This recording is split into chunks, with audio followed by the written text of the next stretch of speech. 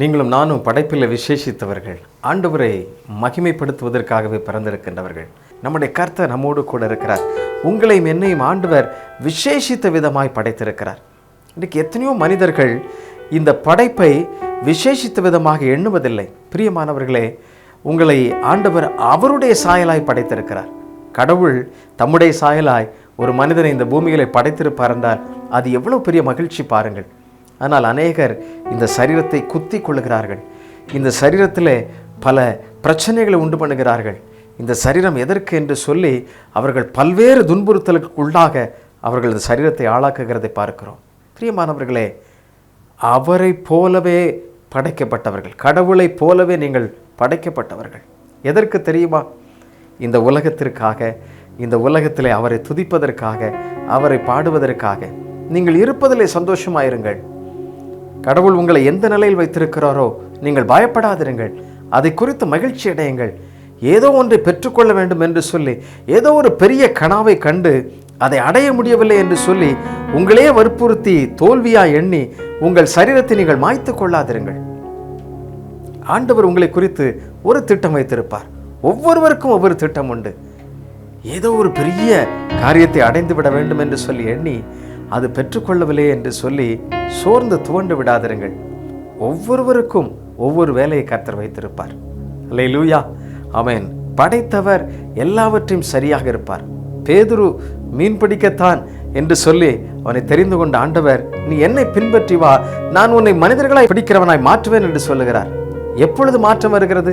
இயேசுவை நாம் பின்பற்றும் பொழுது, இயேசுவோடு கூட நடக்கும் பொழுது வாழ்க்கையின் சூழல்கள் மாறுகிறது, வாழ்க்கையின் எல்லைகள் மாறுகிறது.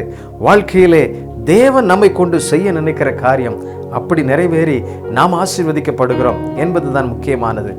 அநேகர் மாம்ச ரீதியாக பல்வேறு விதங்களிலே நாம் எப்படியெல்லாமோ வளர்ந்து விட வேண்டும் என்று சொல்லி குறுக்கு வழியில எண்ணி கடைசியிலே தங்களுடைய வாழ்க்கையை மாய்த்து கொள்ளுகிறதை பார்க்கிறோம். அப்படியல்ல பிரியமானவர்களே, இன்றைக்கு ஆண்டவர் உங்களோடு கூட பேசுகின்ற காரியம் என்ன தெரியுமா? நீங்கள் விசேஷித்த விதமாய் படைக்கப்பட்டவர்கள். நீங்கள் தேவனுக்கு பிரியமானவர்கள், நீங்கள் தேவனுக்குரியவர்கள், தேவனுடைய சிந்தையாயிருக்க அழைக்கப்பட்டிருக்கின்றவர்கள். வேதத்திலே ஒரு மனிதனை உங்களோடு கூட நான் பகிர்ந்து கொண்டு உங்களுக்காக நான் ஜெபிக்க வேண்டும் என்று சொல்லி விரும்புகிறேன். எகிப்து என்கிற ஒரு பெரிய தேசம் இருந்தது. அந்த தேசத்திலே ஒரு கூட்ட ஜனம் இருந்தார்கள். யார் அவர்கள்? அவர்கள் இஸ்ரவேல் என்கிற ஒரு மக்கள் கூட்டம். அவர்கள் வாழ்ந்து கொண்டிருக்கிறார்கள். ஒரு சிறு கூட்டமாகத்தான் இருந்தார்கள். பலுகி பெருகி பெருகி பெருகி அந்த எகிப்து தேசத்திலே அவர்கள் பணிவிடைக்காரர்களாய் பல்வேறு பணிகளை செய்து கொண்டிருந்தார்கள். பெருத்து விட்டார்கள். அடிமைகளைப் போல இருந்தவர்கள். அங்கே அவர்களுக்கு மகிழ்ச்சி இல்லை. எல்லோரும் துக்கத்தோடு கூட இருக்கின்றார்கள். பார்வோன் என்கிற ஒரு பேரரசன் இருக்கிறான். அவர்தான் அவர்களை ஆட்சி செய்து கொண்டிருக்கிறான். அவர்களுக்கு துக்கம், என்ன செய்வதென்று சொல்லி தெரியவில்லை. அவர்களை படைத்த இறைவன் ஒரு தீர்மானம் எடுத்தான். என்ன? இந்த எகிப்து தேசத்திலிருந்து அவர்களை அழைத்து வர வேண்டும் என்று சொல்லி ஒரு அழகிய மனிதனை உருவாக்க வேண்டும் என்று சொல்லி எண்ணுகின்றார். என்ன நடக்கிறது தெரியுமா? நீங்கள் வேதத்தில் வாசித்து பார்ப்பீர்கள் என்றால், சரித்திர புத்தகமான இந்த வேத புத்தகம் நமக்கு என்ன கற்றுக் கொடுக்கிறது தெரியுமா? யாத்திராகமம் 2ஆம் அதிகாரம் என்கிற ஒரு அதிகாரம் இருக்கிறது. அந்த 2ஆம் அதிகாரத்தில் நீங்கள் வாசித்து பார்ப்பீர்கள் என்றால், முதல் 10 வசனங்களை நீங்கள் வாசித்து பாருங்கள். மிகவும் பிரத்யட்சமாக அங்கே ஒரு மனிதனை கர்த்தர் கண்டுபிடிக்கின்றார். என்ன நடக்கிறது? 2 வயதுக்குட்பட்ட எல்லா குழந்தைகளும், ஆண் குழந்தைகள் எல்லாம் கொல்லப்பட வேண்டும் என்று சொல்லி அது ஒரு கட்டளை. ஆகவே ஒரு பெண்ணுக்கு ஆண் மகவு பிறக்கிறது. அதை என்ன செய்கிறாள்? ஐயோ, கொன்று விடுவார்கள் என்று சொல்லி ஒரு அழகிய அனல் பெட்டி என்று சொல்கிறார்கள், அதற்குள்ளாக வைத்து அதை ஆற்றிலே விட்டு விடுகிறாள். பிள்ளை கண்முண்டாக சென்று கொண்டிருக்கிறது. பெற்ற தாய்க்கு எவ்வளவு வேதனை இருக்கும். ஐயோ, தன்னுடைய பெற்ற பிள்ளை ஆற்றிலே போகிறதே, என்ன செய்வோம் தெரியவில்லை. நடந்தது என்ன தெரியுமா? பார்வோனுடைய குடும்பம் அங்கே இருக்கிறது. ஆற்றிலே நீராட சென்றிருக்கின்றார்கள். அந்த நாணல் பெட்டி அவளுக்குள்ளாக வர, அதை எடுக்க அழகிய பிள்ளையினுடைய சத்தம் கேட்க, ஐயோ அழகாக இருக்கிறது என்று சொல்லி அவளுக்கு பணிவிடை செய்கின்றவர்கள் வருகின்றார்கள். இவளுக்கு, இந்த பிள்ளைக்கு பால் கொடுக்க ஒரு தாயை அழைத்து வரட்டுமா என்று சொல்லி கேட்க, பெற்றவளையே அழைத்து கொண்டு வருகிறார்கள். நீங்கள் யோசித்து பாருங்கள். படைத்த தேவன் எவ்வளவு விசேஷித்தமானவர். கைவிடுவாரோ? ஒரு நாள் கைவிட மாட்டார். எண்ணி பாருங்கள். ஆரம்பத்திலே பாடுகள், பிறக்கும் பொழுதே பாடுகள், உபத்திரவத்தோடு தான் இந்த உலகத்துல அவன் உதிக்கிறான். ஆனால் எங்கே பிறக்கிறான், எங்கே வளர்கிறான் தெரியுமா? எங்கே வளரக்கூடாதோ அதை இடத்தில் வளர்க்கிறான். பார்வோனின் அரண்மனையில் அவன் வளர்க்கிறான். நாட்கள் நகர்ந்து போகிறது, காலங்கள் போகிறது. ஆண்டவர் அந்த மனிதனோடு பேச ஆரம்பிக்கிறார். இப்பொழுது அவன் ஒரு இளைஞன், 40 ஆண்டுகளுக்கு மேலாகிவிட்டது.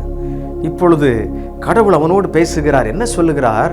நீ என் ஜனங்களை மீட்டெடுக்க வேண்டும், அதற்காகத்தான் நான் உன்னை இங்கே அனுப்பினேன் என்கிறார். யோசித்து பாருங்கள். அரச கட்டளை பிறந்த இடத்திலே அரசவைக்குள்ளேயே ஆளை அனுப்புகிறார். யார்? நம் தேவன். உங்களுக்கு அநேக எதிரிகள் வரக்கூடும், உங்களுக்கு அநேக பிரச்சனைகள் இருக்கலாம். ஆனால் உங்கள் மூலமாகவே அந்த எதிராளியை சந்திக்க வைப்பார். அநேக நேரங்களை நீங்க நினைக்கலாம், யாரை கொண்டே செய்வார். ஆனால் உங்களுக்குள்ளாகவே அந்த அற்புதம் நடப்பதற்கு ஆண்டவர் அழகாக திட்டமிடுவார். அவரை போல ஒருவரும் திட்டமிடுகிறவர்கள் ஒருவரும் கிடையாது. காரணம், வானங்களை படைத்தவர், கடலை படைத்தவர், ஆழங்களை படைத்தவர், அவருக்கு நிகர் யார் உண்டு? ஒருவரும் இல்லை. உங்களையும் என்னையும் தம் சாயலாக படைத்திருக்கிறார். அப்படி என்றால் நீங்களும் நானும் எவ்வளவு விசேஷித்தவர்கள் யோசித்து பாருங்கள். ஆனால் மிகவும் நெருக்கத்தோடு வாழுகின்ற அவருக்கு பிரியமான இஸ்ரவேல் என்கிற அந்த ஜனக்கூட்டத்தை இந்த எகிப்து தேசத்திலிருந்து இழுத்து வருவதற்கு பார்வோன் என்கிற அந்த ராஜாவின் அரண்மனையிலேயே அவன் வளர்க்கிறான். அங்கே ஆண்டவர் அவனை சந்திக்கிறார். என் ஜனத்தை மீட்டெடுக்கவா என்று சொல்லி, என் ஜனத்தை மீட்டெடுக்கவா என்று சொல்லி. யாத்திராகமம் 2ஆம் அதிகாரத்திலே நீங்கள் வாசித்து பார்க்கும் பொழுது என்ன நடக்கிறது பாருங்கள். 10ஆம் வசனத்திலே, பிள்ளை பெரிதான போது அவள் அதை பார்வோனுடைய குமாரத்தினிடத்தில் கொண்டு போய் விட்டாள். அவளுக்கு அவன் குமாரனானான். அவள் அவனை ஜலத்தினின்று எடுத்தேன் என்று சொல்லி அவனுக்கு மோசே என்று பெயரிட்டாள். பிள்ளை பெரியவன் ஆயிட்டா, தாயே வளர்த்து அரண்மனையிலே வளர்த்து, அரச கட்டளையே வளர்க்கக்கூடாது என்பதுதான். ஆனால் அரசவைக்குள்ளே அவன் வளர்க்கப்படுகிறான். நிறைய நேரங்களில் கர்த்தர் செய்வது நமக்கு ஒன்றும் புரியாது. தேவன் செய்கிற காரியம் நம்முடைய சின்ன மூளைக்கு ஒன்று புரிந்து கொள்ள இயலாது. ஆனால் தேவன் செய்வதை சிறப்பாக செய்வார். நீங்கள் அவரிடத்தில் உங்களை முழுமையாக விட்டு கொடுங்கள். உங்களுடைய காரியங்கள் எல்லாவற்றையும் அவர் சரியாக செய்து முடிப்பார். நீங்கள் கவலை கொள்ள வேண்டியதில்லை. உங்களை அநேகர் நெருக்கலாம், அநேகர் உங்களை நெருக்கலாம். நீங்கள் கர்த்தருக்குரியவர்கள் என்பதை மறந்து விடாதிருங்கள். உங்களை அநேகர் இகழ்ந்து ஒதுக்கி விடலாம், பயப்படாதிருங்கள். நீங்கள் விசேஷித்த விதமாய் படைக்கப்பட்டிருக்கின்றீர்கள். நீங்கள் கடவுளுடைய சாயலாய் படைக்கப்பட்டிருக்கிறீர்கள். உங்களையே நீங்கள் இகழ்வாக எண்ணலாம். நான் ஏன் பிறந்தேன், நான் ஏன் இந்த உலகத்தில் வாழ வேண்டும் என்று சொல்லி நீங்கள் எண்ணிக்கொண்டே இருக்கலாம். யோசித்து பாருங்கள். அந்த ஆற்றிலே பிள்ளை விடும் பொழுது எப்படி எண்ணி இருப்பாள்? ஐயோ, என் பிள்ளை செல்லுகிறது என்று சொல்லி. ஆனால் யோசித்து பாருங்கள், அந்த தாயே அரண்மனையில் வைத்து வளர்க்க கர்த்தர் சித்தம் கொண்டிருப்பார் என்றால் அது எவ்வளவு பெரிய மாட்சி. யோசித்து பாருங்கள். தேவனால் கூடாதது ஒன்றுமே இல்லை. அவரால் எல்லாம் கூடும். சில காலங்கள் இந்த உலகத்தை அவர் சிலருடைய கைகளிலே ஆளுவதற்கு ஒப்பு கொடுத்திருக்கிறார். பொறுப்பானவர்களாய், ஞானமுள்ளவர்களாய், சிறப்பானவர்களாய், பண்படுத்துகிறவர்களாய் செயல்பட வேண்டும். அப்படி இல்லை என்றால் கணக்கு கேட்கிறவரும் கர்த்தர். திரும்ப வரும் பொழுது கணக்கு கேட்பார்.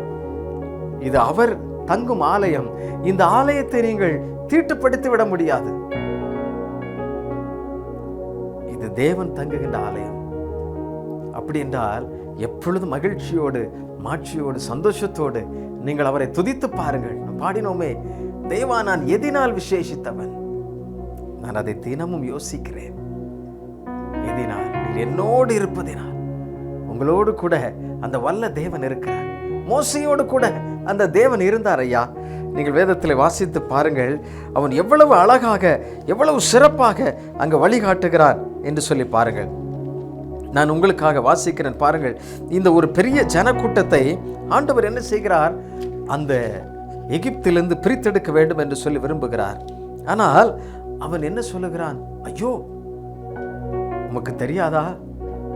அவன் அரசன் அல்ல, ஒரு அரக்கன். அவன் எல்லாரையும் கொன்று விடுவான் என்று சொல்லி என்ன நடக்கிறது பாருங்கள். 3ஆம் அதிகாரத்தில் அங்கே 5ஆம் வசனத்தில் என்ன செய்கிறது? ஒரு முள்செடி தீப்பற்றி எரிகிறது. அதை பார்க்கிறவன் அதை கிட்டி போய் என்னதான் நடக்கிறது என்று சொல்லி பார்க்க, அப்பொழுது அவர், இங்கே கிட்டி சேராயாக, உன் கால்களில் இருக்கிற பாதரட்சை கலற்றி போடு, நீ நிற்கிற இடம் பரிசுத்த பூமி என்றார். பின்னும் அவர், நான் ஆபிரகாமின் தேவன், ஈசாக்கின் தேவனும் யாக்கோபின் தேவனுமாகிய உன் பிதாக்களுடைய தேவனாய் இருக்கிறேன் என்றார். மோசே தேவனை நோக்கி பார்க்க பயந்ததினால் தன் முகத்தை மூடிக்கொண்டான் என்று சொல்லப்பட்டிருக்கிறது. இப்பொழுது ஆண்டவர் என்ன செய்கிறார்? இந்த முட்செடியிலே பிரத்யேகமாக தரிசனமாகி அவனிடத்தில் என்ன கேட்கிறார்? நீ என் ஜனத்தை மீட்டெடுக்க வா என்று சொல்லி கேட்கிறார். பிறப்பிலே பாடுகளை, உபத்திரவங்களை, பிரச்சனைகளை சந்தித்தவன் ஆண்டவர் இப்பொழுது அவனை அழைக்கிறார். இப்பொழுது உருவாக்கப்பட்டு விட்டான், ஜனங்களை விடுதலை ஆக்க வேண்டும். ஆண்டவர் அழைக்கிறார். ஆனால் அவன் சொல்லுகிற செய்தி என்ன தெரியுமா? நான் திக்குவாயும் மந்தனாவும் உள்ளவன், என்னை கொண்டு நான் ஒன்றும் பேச முடியாது, எனக்கு பேச தெரியாது. பிரியமானவர்களே, ஏதோ ஒரு காயத்துல, ஏதோ ஒரு பிரச்சனையில, ஏதோ ஒரு போராட்டத்துல, இந்த குடும்பத்துல நான் வந்து வாச்சிட்டேன் அப்படி சொல்லி நீங்க எண்ணிக்கொண்டிருக்கிறீங்களா? இல்லை. நீங்கள் விசேஷித்தமானவர்கள். நீங்கள் இருக்கிற இடம் அது ஆசீர்வதிக்கப்படும். காரணம், உங்களுக்குள்ளாக இருக்கிறவர், உங்களை படைத்தவர் இருக்கிறார். அல்லேலூயா. நீங்க என்னலாம், ஐயோ நான் தப்பான இடத்துல வந்து மாட்டிக்கிட்டேன்னு சொல்லி பயப்படாதீங்க. தேவனுக்கு பிரியமில்லாத காரியம் எதுவா இருக்கும் என்றால் அதை விட்டு தேவனை சார்ந்து, ஆண்டவரே நீர் என்னோடு கூட இருக்கிறீர், நான் உம்முடைய மகன், உம்முடைய மகள் என்று சொல்லி உங்களை ஒப்பு கொடுத்து பாருங்கள். உங்களுடைய வாழ்க்கையே மாறிவிடும். நீங்கள் இருக்கிற இடமே மிகுந்த மகிழ்ச்சியாக, ஆசீர்வாதமாக, நன்மையாக மாறிவிடும் என்பதில் சந்தேகமில்லை. உபத்திரவத்து நிமித்தம், போராட்டத்து நிமித்தம் எடுத்துக்கொள்ளப்பட்டவன் மோசே. அவருடைய வாழ்க்கையை ஆண்டவர் சந்திக்கிறார், பெரியவன் ஆகிறார். ஆண்டவர் என்ன செய்கிறார் பாருங்கள். யாத்திராகமம் 34ஆம் அதிகாரத்தை நீங்கள் வாசித்து பார்ப்பீர்கள் என்றால் அங்கே அவனை பற்றி சொல்லப்பட்டிருக்கிறது. யாத்திராகமம் 34ஆம் அதிகாரம் 28ஆம் வசனத்தில் அவன் என்ன செய்கிறான் பாருங்கள். அங்கே அவன் அப்பம் புசியாமலும் தண்ணீர் குடியாமலும் இரவும் பகலும் 40 நாள் கர்த்தரோடு இருந்தான் என்று சொல்லப்பட்டிருக்கிறது. அப்பம் புசியாமலும் தண்ணீர் குடியாமலும் இரவும் பகலும் 40 நாள் கர்த்தரோடு இருந்தான். எதற்கு தெரியுமா? கர்த்தருடைய வார்த்தையை எழுதுவதற்காக, 10 பிரதான கற்பனைகள் எழுதுவதற்காக தேவனோடு காத்திருக்கிறான். யார் அவன்? ஜலத்தினின்று எடுக்கப்பட்டவன், தாயை விட்டு பிரிந்து சென்றவன் போல பார்வோன் அரண்மனையிலே வளர்க்கப்பட்டவன். இப்பொழுது பரிசுத்தரால் பிரித்தெடுக்கப்பட்டு அவருடைய ராஜ்யத்திற்காக செயல்படுகிற மனிதனாக மாறிவிடுகிறான். யோசித்து பாருங்கள், எவ்வளவு பெரிய ஆனந்த பாக்கியம். ஜனங்களை அழைத்து வருகிறான். பல வாதைகள் வருகிறது, பிரச்சனைகள் வருகிறது, போராட்டங்கள் வருகிறது, விடமாட்டேன் என்று சொல்லுகிறான். அரண்மனையிலே வளர்க்கப்பட்டவன் இப்பொழுது ஒரு கூட்ட ஜனங்களை கையில் எடுத்து கானான் தேசத்திற்கு நேராக தலைமைத்துவம் எடுத்து வழிநடத்தி செல்லிக் கொண்டிருக்கிறார். உங்களையும் ஆண்டவர், நீங்கள் இருக்கிற இடத்துல, நீங்க வசிக்கிற இடத்துல, வசிக்கிற பட்டணத்துல அநேக மக்களுக்கு நீங்கள் தான் மிக முக்கியமான பொறுப்பாளர்கள். நீங்கள் தான் சாமானிய மனிதர்கள் அல்ல. ஐயோ எனக்கு ஒண்ணுமே தெரியாது நீங்க நினைக்கலாம். மோசே மாதிரி சொல்லலாம், கையில இருக்கிறது என்ன, கீழே போடு, போட்டா அது பாம்பா நெறியுது. இப்போ வாழைப்பிடி இப்போ கோலா மாறுது.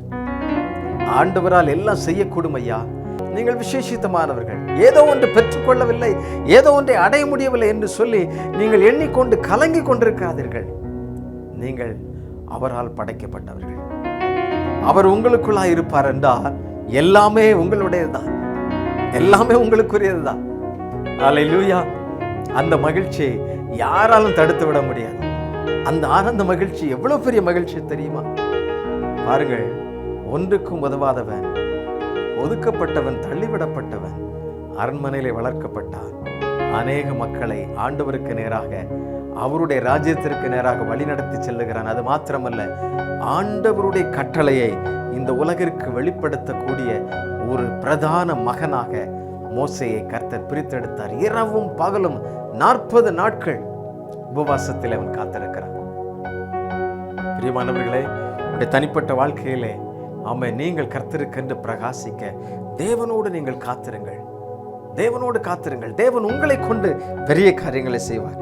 இன்னொரு காரியத்தை உங்களுக்கு நான் சொல்ல வேண்டும் என்று சொல்ல விரும்புகிறேன்.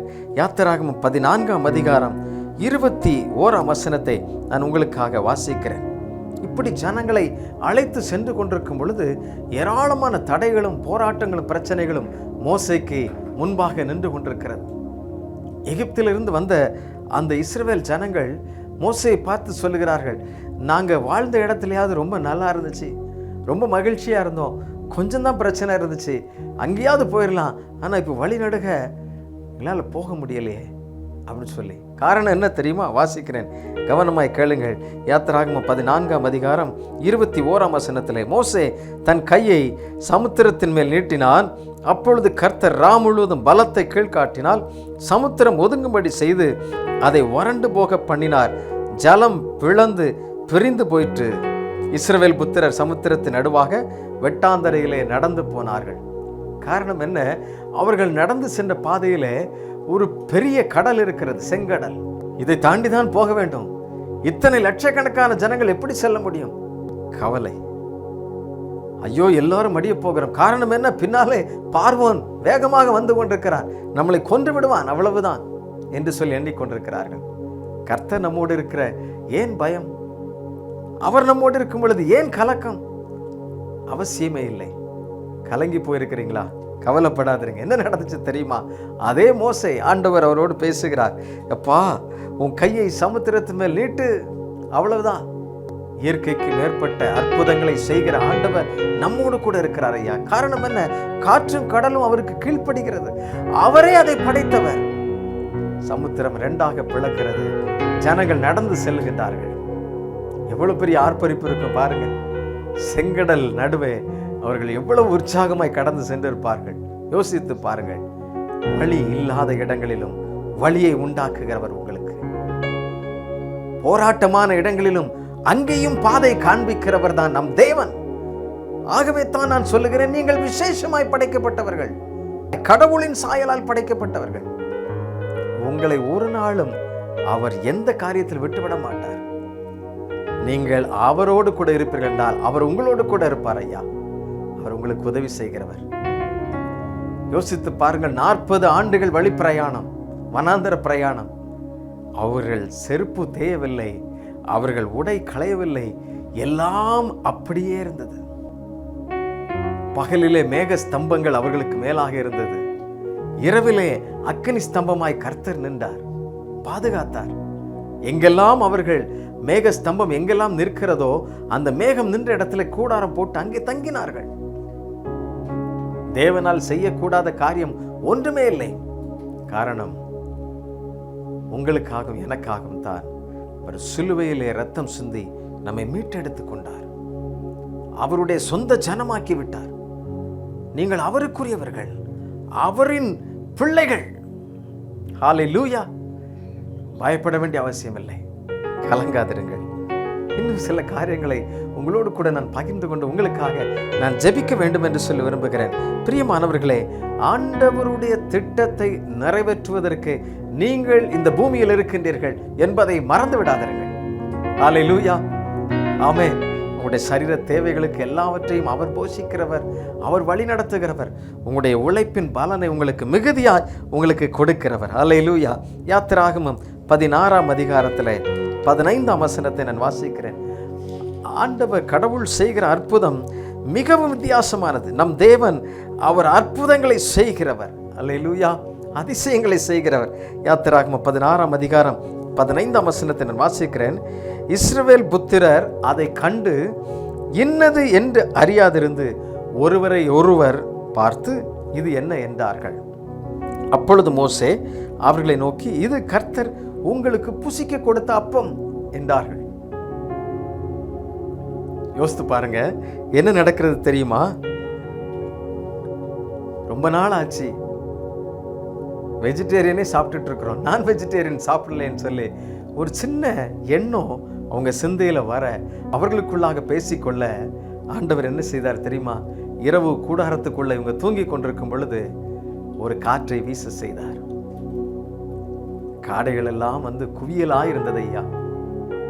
ராத்திரி முழுசு இருந்தா ஏதாவது எறும்பு அரிச்சிட்டு போயிருமேன்னு சொல்லி என்ன செய்தாராம்? பனியை பெய்ய செய்தாராம்.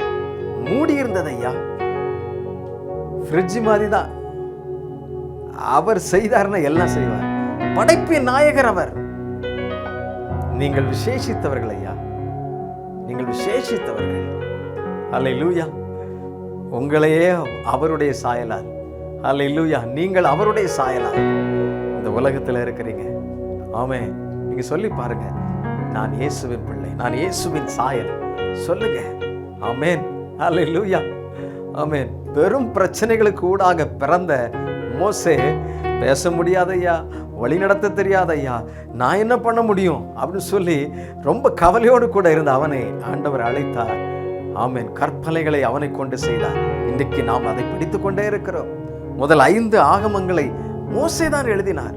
யோசித்து பாருங்கள், உலகத்தின் மிக முக்கியமான பிரபஞ்சத்திலே ஆமென் அநேக சரித்திரங்களை மோசே எழுதியிருக்கிறார். நாம் அதைத்தான் படித்துக் கொண்டிருக்கிறோம். அப்படி என்றால் ஒன்றும் தெரியாத, ஒன்றுக்கும் உதவாத ஒரு மோசே ஆண்டவர் இவ்வளவு பயன்படுத்த முடியும் என்றால், இன்றைக்கு உங்களுக்கும் எனக்கும் எவ்வளவு ஞானம், எவ்வளவு டெக்னாலஜி நாலேஜ் பாருங்க, ஆண்டவருக்கு எவ்வளவு பயன்பட முடியும். ஆமென். அல்லேலூயா. அப்படி என்றால் நீங்கள் கர்த்தருக்குரியவர்கள், கர்த்தரால் படைக்கப்பட்டவர்கள், அவருடைய சாயலா இருக்கிறவர்கள். மறந்து போகாதிருங்கள். ஒண்ணு தேவைன்னா உங்களுக்கு கொடுக்கிறவர் தான் நம்முடைய தேவன். காடைகள் வந்து விழுந்தது, எடுத்தார்கள், புசித்து கொண்டார்கள், மிகுதியாய் மிகுதியாய் அள்ளி கொண்டார்கள். 1-2 இல்ல, அள்ளி கொண்டார்கள் ஐயா. ஆமென். ஆண்டவருடைய ஆசீர்வாதம் அது வித்தியாசமானது. ஆமென். ஆண்டவர் நமக்கு தருகிற மகிழ்ச்சி அது வித்தியாசமானது. கர்த்தர் நமக்கு தருகிற நன்மை அது வித்தியாசமானது. நீங்கள் அவருடைய பிள்ளைகளாக இருந்தால். ஆமென். அல்லேலூயா. அவர் உங்களோடு கூட இருக்கிறார். மோசேயை பார்த்து அதான் சொன்னார். ஆமென். அல்லேலூயா. ஆமென். நான் உன்னோடு கூட இருப்பேன் என்று சொன்னவர் அப்படியே வழி நடத்தினார். ஒவ்வொரு நாளும் அப்படி வழி நடத்தினார் ஐயா. ஒவ்வொரு நாளும்.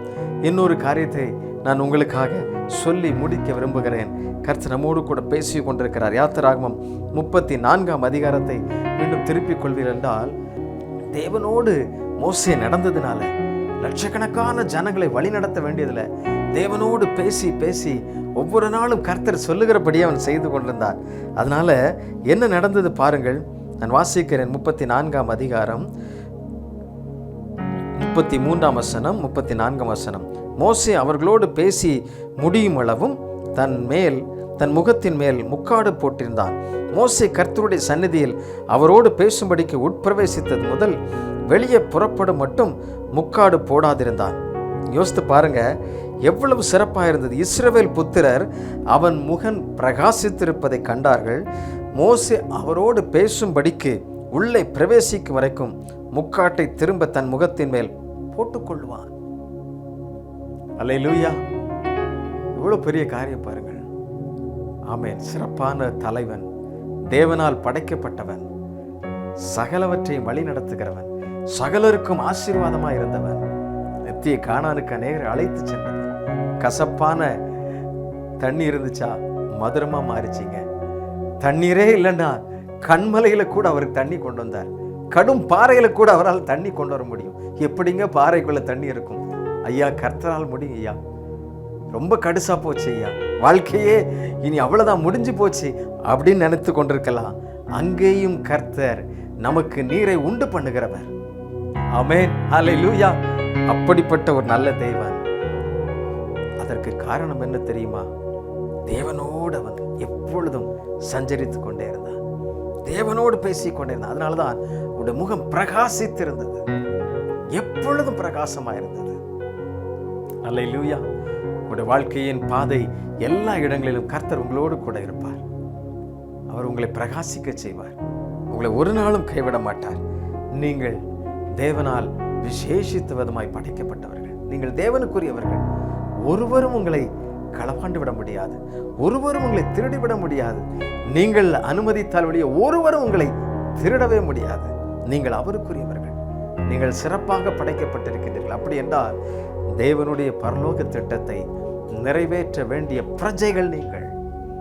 தேவனுடைய திட்டத்தை பரிபூர்ணமாய் நிறைவேற்ற வேண்டிய அவருடைய சீஷர்கள்.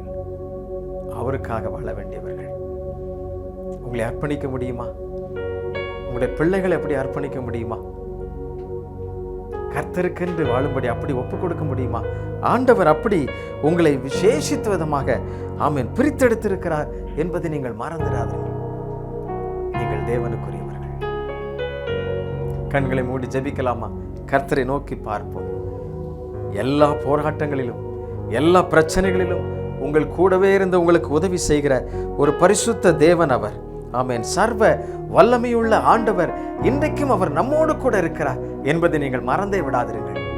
அவர் போதுமானவர். அவர் சகலருக்கும் போதுமானவர், எல்லாருக்கும். அப்படின்றால் அவருடைய சத்தத்தை கேட்பதற்கு நீங்கள் உங்களை விட்டு கொடுங்கள். உங்களுடைய முகம் பிரகாசிக்கும். அநேகர் ஆமென் உங்கள் மூலமாக வெளிச்சம் பெறுவார்கள், நித்தியத்தை அறிந்து கொள்வார்கள், கானானை சுவைப்பார்கள். ஆமென். அதைவிட வேற என்ன உண்டு? அதைவிட வேற என்ன மகிழ்ச்சி உண்டு? ஆண்டவரை நோக்கி பார்க்கலாமா? பாடுகளுக்கு கூடையும் ஆமென் பிரச்சனைகளுக்கு கூடையும் பார்வோனும் வரலாம், பல போராட்டங்களும் வரலாம். ஆமென். எவ்வளவு தூரம் நடந்தாலும் களைப்பில்லாமல் கர்த்தர் நம்மை நடத்துகிறார் என்கிறதை விசுவாசியுங்கள். கவலைப்படாமல், சற்றும் கவலைப்படாமல் கர்த்தரை சார்ந்திருங்கள். கண்களை மூடி ஆண்டவரை நோக்கி பார்ப்போம். இந்த வேளையிலே இயேசுவை நோக்கி பார்ப்போம். அவர் நமக்கு உதவி செய்கிறவர், அவர் நமக்கு ஒத்தாசை நல்கிறவர், சகலவற்றையும் நேர்த்தியாய் செய்கிற கர்த்தர் அவர்.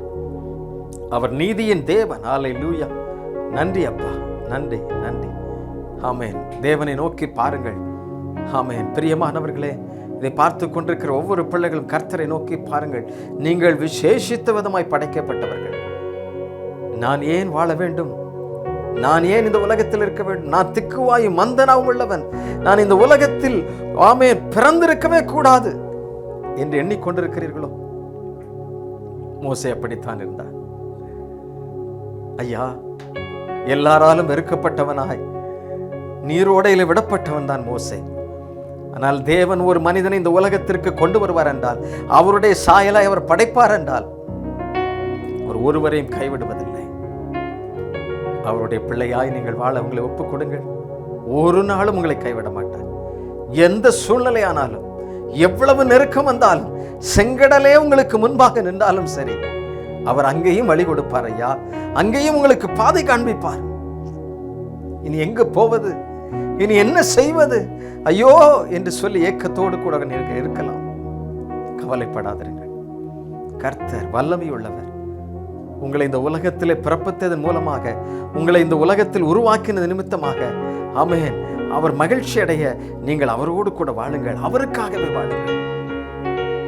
நீங்கள் விசேஷித்தமானவர்கள். உங்களை தாழ்த்தி ஒப்புக் கொடுக்கலாம். என் தேவனே, என்னை உங்களுடைய கைகளில் ஒப்புக் கொடுக்கிறேன். என் தேவனே, என்னை உங்களுடைய சமூகத்தில் அர்ப்பணிக்கிறேன் என்று அர்ப்பணியுங்கள். இந்த வேளையில் கர்த்தர் உங்களுக்கு உதவி செய்வார். ஒவ்வொருவருக்கும் இறங்குவார். நான் உங்களுக்காக ஜெபிக்க விரும்புகிறேன். எங்கள் அன்பின் ஆண்டவரே, என் நல்ல தேவனே, எங்களுக்கு இறங்கினவரே, எங்களுக்கு உதவி செய்கிறவரே, எங்கள் கூப்பிடுதலுக்கு செவி கொடுக்கிற எங்கள் ரட்சகரே, அப்பா, ஒவ்வொருவருக்கும் நீர் இறங்கும்படியா நாங்கள் ஜெபிக்கிறோம் அப்பா. ஒவ்வொரு பிள்ளைகளுக்கும் இந்த வேளையிலே ஆமென் விசேஷித்த விதமாய் மன்றாடுகின்ற, உம்மை நோக்கி கூப்பிடுகின்ற, பல்வேறு பிரச்சனைகளோடு உம்மை நோக்கி பார்க்கின்ற ஒவ்வொரு பிள்ளைகளுக்கும் கர்த்தர் நீர் இறங்குவீராக அப்பா. நீர் சகாயம் செய்வீராக, நன்மை உண்டாக்குவீராக. அவர்களுக்கு கிருபை பெருகட்டும் ஆண்டவரே. எல்லா தடைகளும் மாறி போகட்டும் என்று சொல்லி நான் ஜெபிக்கிறேன். எல்லா போராட்டங்களும் ஓயட்டும் என்று சொல்லி நான் ஜெபிக்கிறேன் அப்பா. உம்மை சார்ந்ததினாலே, உம்மை ஏற்றுக்கொண்டதினாலே ஆமென் உம்முடைய பிள்ளைகளாய் சொந்த ஜனமாய் உமக்கென்றவர்கள் வாழ இப்பொழுது தீர்மானித்திருக்கிறபடினால் அவர்களை நீர் பிடித்து கொள்ளும். மோசேயை நடத்தினது போல ஆமென் ஒவ்வொருவரை நீ நடத்தும் அப்பா. ஒவ்வொரு குடும்பத்தை நடத்தும், ஒவ்வொரு பிள்ளைகளை நடத்தும். ஆமென். Thank you Lord. நன்றி இயேசு சுவாமி. நன்றி அப்பா, நன்றி. வேதனையோடு, துக்கத்தோடு, கலக்கத்தோடு இருக்கின்ற யாராயிருந்தாலும் இப்பொழுதே நீர் அற்புதம் செய்கிறவர். இனி அவருடைய வாழ்வு துக்கமாய் அல்ல, ஆமென் மகிழ்ச்சியாய், சமாதானமாய், விடுதலையாய், சந்தோஷமாய், ஆமென் புது வாழ்வை பெற்றுக் கொண்டவர்களாய் உமக்காக வாழ உதவி செய்திடும். நீர் அப்படி செய்கிறதற்காக நன்றி. கோடா கோடி ஸ்தோத்திரம் அப்பா. ஒவ்வொரு குடும்பங்கள் மேல, ஒவ்வொருவர் மேல ஆமென் நீர் வைத்திருக்கிற திட்டம் நிறைவேறட்டும் என்று நான் ஜெபிக்கிறேன் அப்பா. சத்துரு கொண்டு வருகிற எல்லா போராட்டங்களும், சத்துரு கொண்டு வருகிற எல்லா சதி வலைகளும் எல்லாம் நாசமாய் போவதாக, பிசாசுடைய தந்திரங்கள் அழிந்து போகட்டும் என்று சொல்லி இயேசுவின் நாமத்தில் நான் ஜெபிக்கிறேன். கர்த்தாவே, உம்முடைய சாயலாய் படைக்கப்பட்ட பிள்ளைகளை ஆமென் சத்துரு திருடி கொண்டு போவதை ஆண்டவரே நீர் கவனித்துக் கொண்டே இருக்கிறேன். ஒவ்வொருவரையும் ஆண்டவரை நீர் பிடித்துக் கொள்ளும் அப்பா. ஒருவரை கூட விட்டு விடாது. என் தேவனே, நீர் இறங்குகிறவர் அல்லவா, அற்புதங்களை செய்யும். என் தேசத்திற்கும் எங்களுக்கும் நன்மை செய்கிறவர் அப்பா. அப்படி நீர் செய்கிறதற்காக உமக்கு கோடா கோடி ஸ்தோத்திரம். உடைய பாதத்தில் எங்களை தாழ்த்தி ஒப்பு கொடுக்கிறோம். ஒவ்வொருவரை நீர் வழி நடத்தினதற்காக உமக்கு நன்றி. நன்றி அப்பா. இந்த செய்தியை கேட்டுக்கொண்டிருந்த ஒவ்வொரு குடும்பங்களை இயேசுவின் நாமத்தில் வாழ்த்தி ஆசீர்வதிக்கிறேன். சகல துதியும் கனமும் மகிமையும் உண்டாவதாக இயேசுவின் நாமத்திலே ஜெபிக்கிறோம் நல்ல பிதாவே. ஆமென், ஆமென். பிரியமானவர்களே, நீங்கள் விசேஷித்தவர்கள், மறந்து விடாதீர்கள். நீங்கள் கர்த்தருக்கென்று பிரத்யட்சமாய் படைக்கப்பட்டவர்கள். ஆகவே அவருடைய சாயலாய் இந்த உலகில் வாழுங்கள், அவருக்காக வாழுங்கள். கர்த்தர் உங்கள் ஒவ்வொருவரையும் ஆசீர்வதிப்பாராக. இந்த செய்தி உங்களுக்கு பிரயோஜனமாக இருந்ததால் எங்களோடு கூட தொடர்பு கொள்ளுங்கள். ஆண்டவர் நம் ஒவ்வொருவரையும் ஆசீர்வதிப்பாராக. கர்த்தருடைய நாமம் நம் மூலமாக மகிமைப்படுவதாக. Thank you. God bless you all.